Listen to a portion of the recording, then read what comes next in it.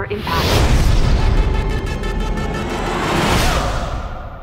So just moments ago, I walked away from my television set. I have just watched all 10 episodes of the first season of Lost in Space. I posted my opinions of the first episode on Friday, and I carried on through the weekend, and I had no problem digesting lots and lots of episodes with this series. It goes down very easily.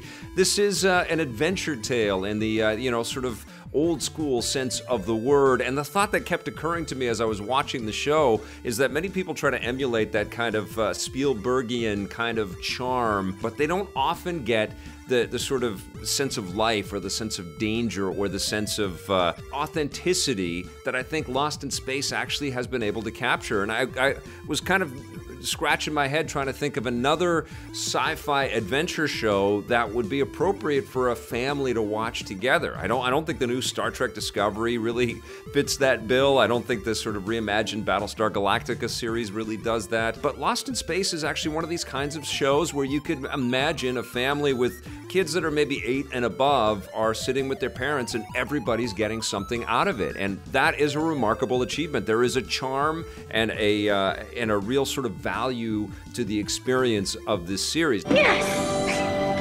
Yes! I did like the family dynamic. I liked that we have strong female leads in this show that are all really well performed by the actors, led by Molly Parker as Maureen Robinson. She's terrific in this. And one of the things that's refreshing about this is that not every threat is kind of solved by a gun. We don't sort of get out of every jam by blasting our way out of it. And it's not about epic space battles. And when that action does come in, because it isn't a show saturated with action beats and lots of, space battles and big things that we sort of usually identify with sci-fi series, when those moments happen, they're very effective. I also love that there's actual real, consequence. There are casualties in this, and there are some kind of adult themes that are interwoven throughout this experience as well. So if you've got a family that's watching it together, there's things to kind of communicate about and digest and talk about. But I did like this constant sense of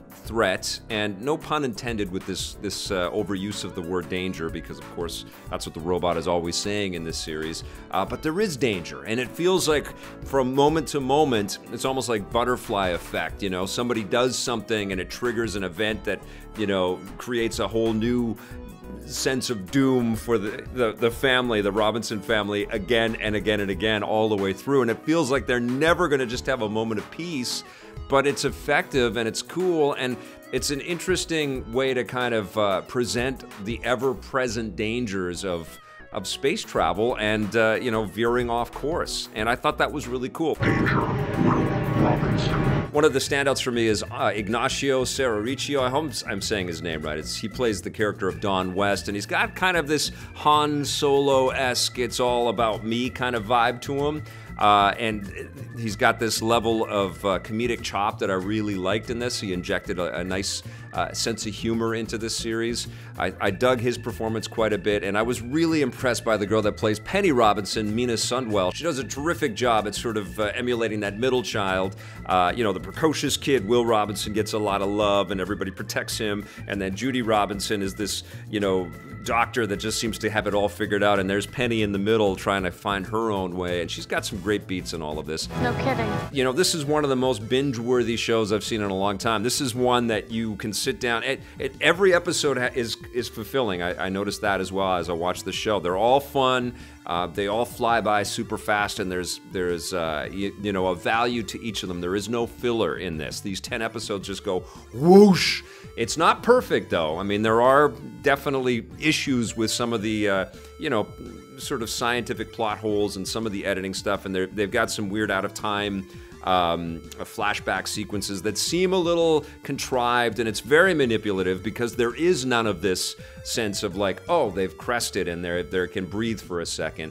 It feels like we go from threat to threat to threat to threat, but that makes this thing feel vital, And I was really taken aback. I was really impressed with this show. I can't wait for season 2. They absolutely need to give us more Lost in Space. I was just entertained, and I was super impressed that Netflix has crafted a family-friendly sci-fi adventure that is a blast to watch. So make sure you do watch this with some people that you love. I think you're going to have a lot of smiles on your faces, and you're going to give this thing a great big thumbs up. I can't wait for more Lost in Space. I'm going to give it an 8.5 out of 10.